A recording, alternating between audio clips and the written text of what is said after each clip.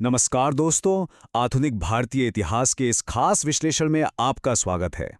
आज हम इतिहास के उस दौर को डिकोड करने वाले हैं जिसे आप भारतीय उपमहाद्वीप पर खेला गया एक बहुत ही रोमांचक लेकिन खतरनाक जियोपॉलिटिकल चेस मैच या शतरंज का खेल कह सकते हैं। हम देखेंगे कि कैसे कुछ विदेशी व्यापारी यहां आए और एक-एक करके पूरी बिसात ही पलट दी। तो जरा इस रोड मैप पर नजर डालते हैं। आज हम इन 5 अहम पड़ावों से गुजरेंगे। पहले यूरोपीय कंपनियों की एंट्री, फिर उनके बीच के कर्नाटक युद्ध, उसके बाद बंगाल पर कब्जा, फिर मैसूर के खिलाफ उनके अभियान और आखिर में मराठों का पतन। तो चलिए बिना किसी देरी के शुरू करते हैं हमारा पहला फेज, भारत की अकूत संपत्ति की ओर दौड़। अब देखिए 1453 में कॉन्स्टेंटिनोपल के पतन के बाद व्यापार के नए समुद्री रास्तों की तलाश शुरू हुई। आप लोग जो एग्जाम्स की तैयारी कर रहे हैं ना, ये सीक्वेंस बिल्कुल दिमाग में बिठा लीजिए। 1458 में वास्को डी गामा कालीकट पहुंचे, फिर 1605 में डच मसूलीपट्टनम आए, 1613 में अंग्रेजों ने सूरत में अपनी पहली फैक्ट्री लगाई और 1668 में फ्रांसीसी सूरत पहुंचे। लेकिन डच और अंग्रेजों के आने से पहले ना समंदर पर सिर्फ एक ही बॉस था और वो थे पुर्तगाली। उनकी ये जो पॉलिसी थी, कार्टेज सिस्टम, इसे आप समंदर का टोल टैक्स समझ लीजिए। मतलब हिंद महासागर में अगर आपका जहाज है और आप पुर्तगाली नहीं हैं, तो आपको उनसे व्यापार का पास खरीदना ही पड़ेगा, कोई और विकल्प ही नहीं था। खैर, आगे बढ़ते हैं फेज 2 की तरफ, यूरोपियन सेमीफाइनल्स, यानी वो दौर जहां अंग्रेजों और फ्रांसीसियों के बीच असली टक्कर शुरू हुई। अब ये जो टेबल है, इसे तो आप एकदम रट लीजिए। पुर्तगाली और डच तो रेस में कमजोर पड़ रहे थे, तो मुकाबला सीधा इंग्लैंड और फ्रांस के बीच था। यहां सबसे इंटरेस्टिंग बात यह है कि यूरोप में होने वाले ग्लोबल युद्धों का सीधा असर भारत में पहले और तीसरे कर्नाटक युद्ध के रूप में दिखा। और ये जो 3 संधियां हैं, एक्सला चैपल, पांडिचेरी और पेरिस, ये एग्जाम्स के लिए बहुत जरूरी हैं। 1760 के वॉन्डीवॉश के युद्ध को याद रखने की एक बहुत ही मजेदार ट्रिक बताता हूं। सर आयरकूट ने काउंट डी लाली को कूट दिया, है ना आसान? बस ये याद रखिए कि इसी निर्णायक युद्ध ने भारत में फ्रांसीसियों के राजनीतिक सपनों को हमेशा के लिए चकनाचूर कर दिया। अब जरा सोचिए, फ्रांसीसी तो गेम से बाहर हो गए। अब British east India company Bharat में एकमात्र बड़ी यूरोपीय शक्ति बची थी। लेकिन अपनी लगातार बढ़ती हुई फौजों और राजनीतिक महत्वाकांक्षाओं को पालने के लिए उन्हें चाहिए था पैसा, बहुत सारा पैसा। तो अब उनके रास्ते में कौन खड़ा था? इसका जवाब हमें हमारे तीसरे फेज में मिलता है, उनका पहला सबसे बड़ा इनाम यानी बंगाल। 1757 का प्लासी का युद्ध, आपने इसके बारे में जरूर पढ़ा होगा। लेकिन सच तो यह है कि रॉबर्ट क्लाइव ने यह जंग हथियारों से नहीं बल्कि कूटनीति और धोखे से जीती थी। नवाब सिराजुद्दौला की सेना बड़ी जरूर थी, लेकिन क्लाइव ने उनके अपने ही सेनापति मीर जाफर और जगत सेठ जैसे बड़े लोगों को रिश्वत देकर खरीद लिया था। ये युद्ध कम और एक डील ज्यादा थी। लेकिन अगर हम अंग्रेजों की असली मिलिट्री टेस्टिंग की बात करें ना, तो वो 1764 के बक्सर के युद्ध में हुई थी।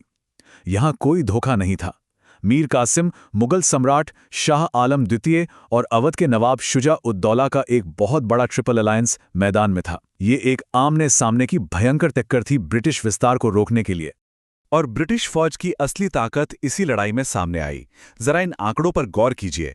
एक तरफ 50,000 सैनिकों वाली एक विशाल संयुक्त भारतीय सेना और दूसरी तरफ हेक्टर मुनरो के सिर्फ 7,000 सैनिक।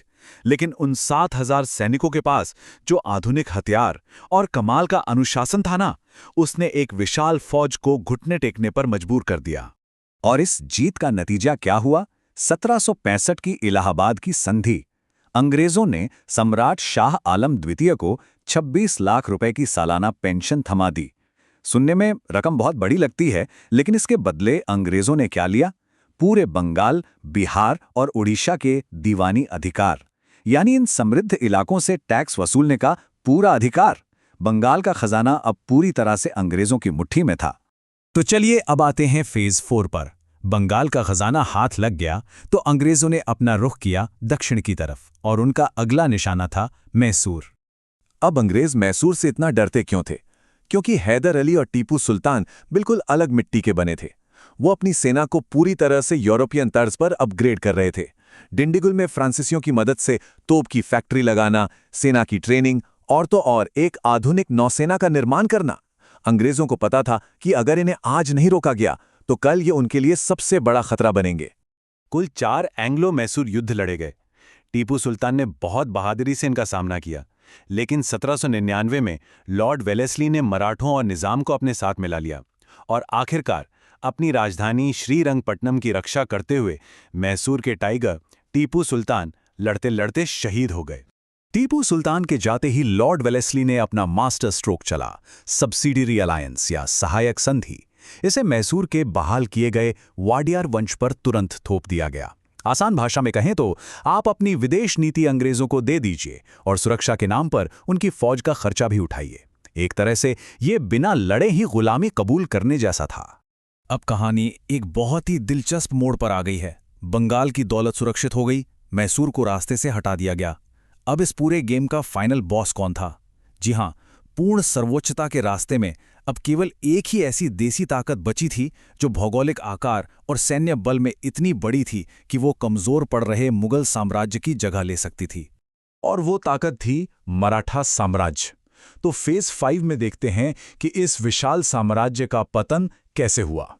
देखिए, मराठा साम्राज्य विशाल और ताकतवर तो बहुत था, लेकिन उनकी सबसे बड़ी और जानलेवा कमजोरी थी उनकी आपसी फूट।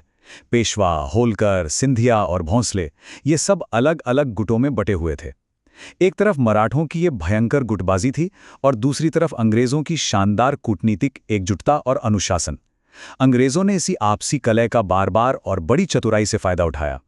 मराठा साम्राज्य पर अंतिम प्रहार तब हुआ जब लॉर्ड हेस्टिंग्स ने पिंडारियों के हमलों को एक बहाना बनाया और 1817 में उन पर हमला कर दिया। मराठों ने इसे अपनी संप्रभुता पर हमला माना और तीसरा एंग्लो मराठा युद्ध शुरू हो गया। लेकिन क्योंकि मराठे अंदर से एकजुट नहीं थे, ब्रिटिश सेना ने इन अलग अलग बटी हुई मराठा ताकतों को एक एक करके आसानी से हरा दिया। और फिर आया साल 1818। इस साल बाजीराव द्वितीय को बस एक पेंशन पकड़ाकर बिठोर निर्वासित कर दिया गया और इसके साथ ही वो महान मराठा साम्राज्य आधिकारिक रूप से हमेशा के लिए खत्म हो गया। अंग्रेजों के सामने अब पूरे भारत में कोई भी बड़ी स्वतंत्र चुनौती नहीं बची थी। तो दोस्तों, साम्राज्यों के इस पूरे टूर्नामेंट को समझने के बाद दिमाग में बस एक ही सवाल गूंजता है, कैसे कुछ मुट्ठी भर यूरोपीय व्यापारियों ने इतने व्यवस्थित तरीके से पूरे भारतीय उपमहाद्वीप का नक्शा ही बदल दिया? क्या ये सिर्फ उनकी ताकत और कूटनीति थी या फिर हमारे अपने भारतीय शासकों की आंतरिक फूट ने उन्हें ये मौका थाली में सजा कर दे दिया? आप इस बारे में क्या सोचते हैं? इस विचार उत्तेजक सवाल के साथ हम आज की ये चर्चा यहीं समाप्त करते हैं। सीखते रहिए और इतिहास की इन परतों को ऐसे ही गहराई से समझते रहिए।